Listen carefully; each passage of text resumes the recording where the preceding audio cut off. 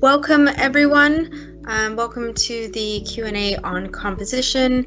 Today I'll be answering your commonly asked questions in regards to composition. Okay, hey, just a question about the shots in the kitchen. Usually waist height is ideal, but for kitchens, is it worth taking the shot slightly higher?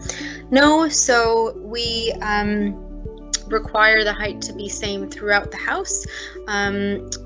It is 4 to 4.5 feet.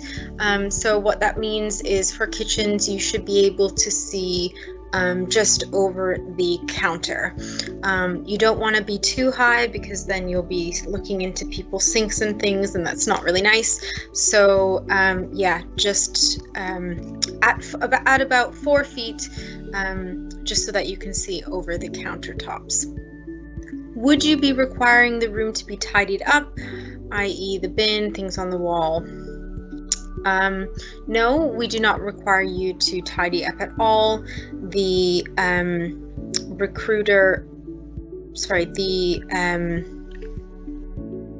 homeowner and agent get an in-depth home staging guide, so it's always worth to ask them when you're calling them to see if they've received the home staging guide, and also to reiterate that the property should be 100% ready for you to photograph upon your arrival. Okay, next question. I'd move those chairs out of the way. Is that okay? So again, no, we do not want you to touch anything for a couple of good reasons.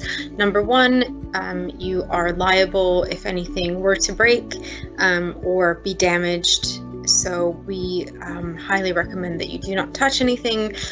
You can even tell the vendors that when you're there or before you arrive. And then also, obviously, because of the current situation, just in terms of health and safety, it's best not to touch anything. By all means, if you do see a large object in the way, you can ask the vendor to move it if that's available to you.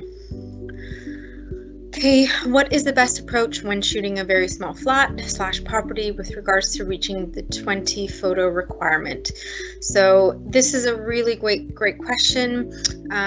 You know, there's a saying I think for every profession, but there's a saying for photographers that goes something along the lines of you will always be judged based on your worst photo, not your best.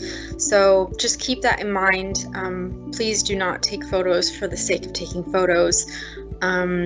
Just remember that you're helping to sell the property, so each photo should be standalone in regards to helping sell the property.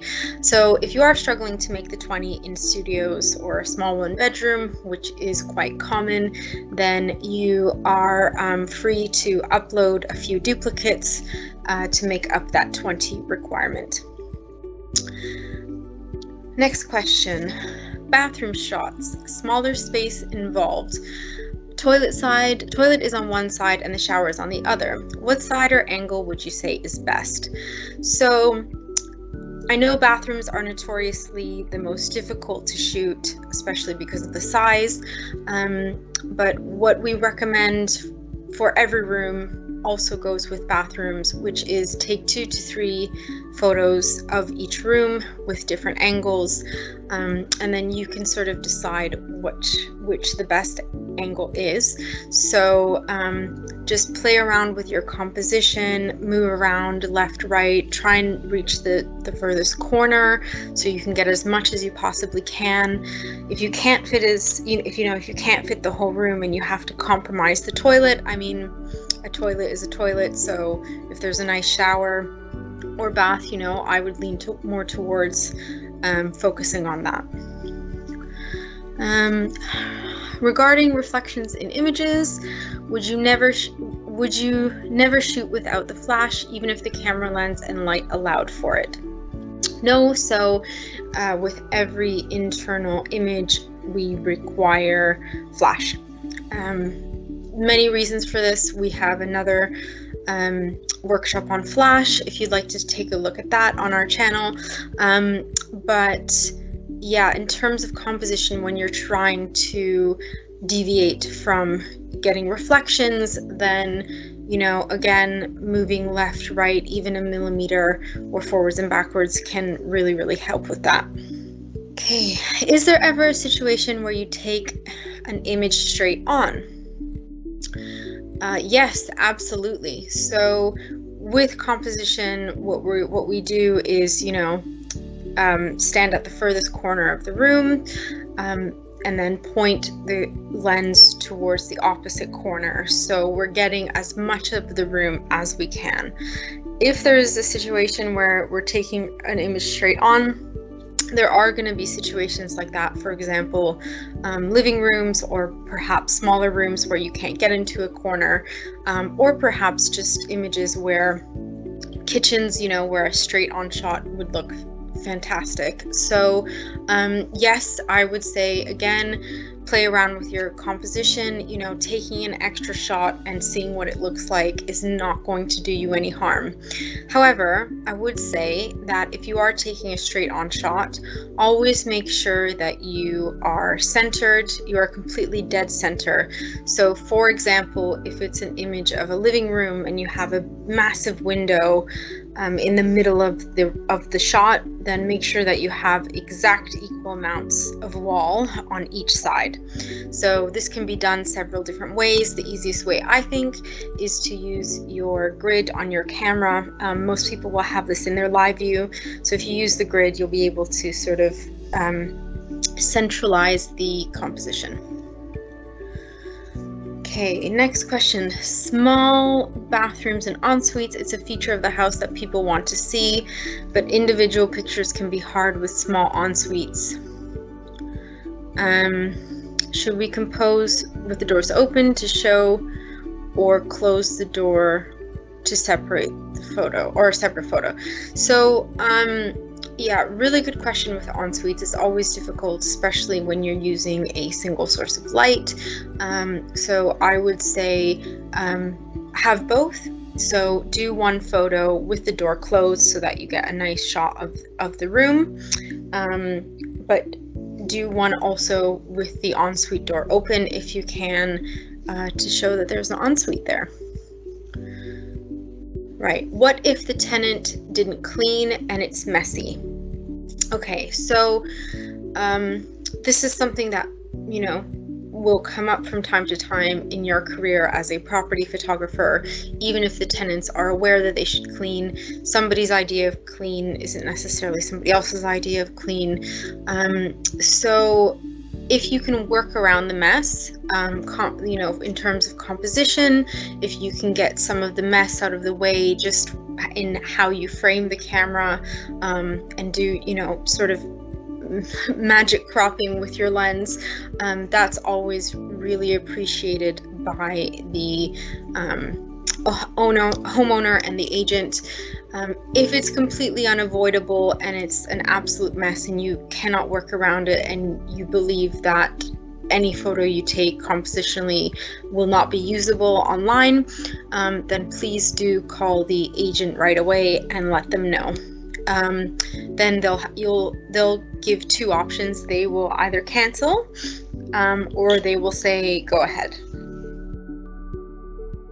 I was told a focal agent don't really want hallways. If a hallway is a good feature and has a nice flow through to the kitchen or living room space, would it be acceptable to shoot the feature, or do you just want rooms only?